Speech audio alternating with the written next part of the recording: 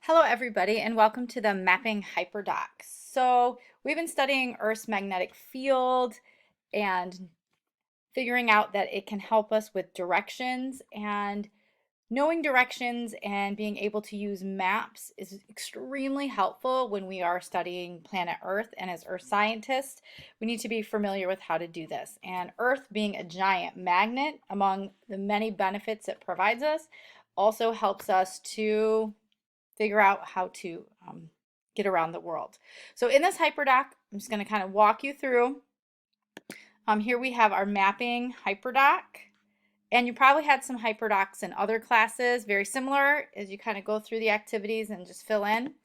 So here the first question is, if you could live any in the world, where would you want to be? So you can go ahead, type your answer in here. Hawaii has been looking really good to me, and then why. And if you'd like to, you can even include a picture with the map. Next slide, slide 3, looking at the directions. So this is just to review the directions. If you need a review, you can use this video here. If not, and you're already very familiar with all the directions, you can click on these words and then just drag them to where they should go. So we can start you out with north here, and then just drag the rest of the terms where you think that they are appropriate, where they go with directions. So just a little bit of review for directions. Also, knowing the names of the continents and oceans is extremely helpful when studying Earth and doing Earth science. So I have a couple things on this slide. First, there's a game here that you can use to get to know the oceans and continents. I like games, so click here. And then for this one, you do need to scroll down just a little, and then they have a map. And here it says click North America. So you find what you think is North America, click on it, and then Asia. But the thing is, if you get it wrong, it's going to tell you the name, it'll fade. So you can kind of do this a few times and then get better at it.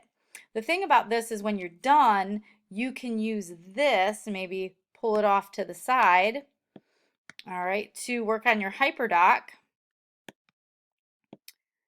and match the continents here with the oceans, the continents with the continents. So you kind of click on the continent, drag it to where it needs to go. Here's North America, this is us. And then also the oceans here in pink. So you can click on an ocean and then drag it to where the ocean should be. So again, you can use that game to help you do that. And then I should have put what your best score is in there. It'd be fun. All right, slide 5, never trust a map. Flat maps are representations of a circular spherical Earth, so they are never true. So you can watch this video to help you answer these questions here. So there's a little video there. Next, you can use latitude and longitude to help us find places on Earth. Here's a link to a video here, and you can use that to help answer some questions.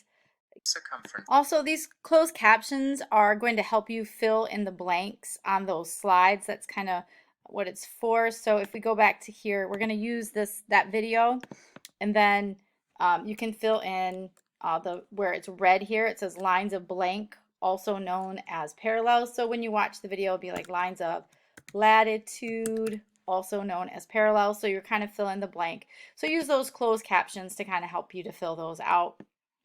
Make sure you have that feature on for that one.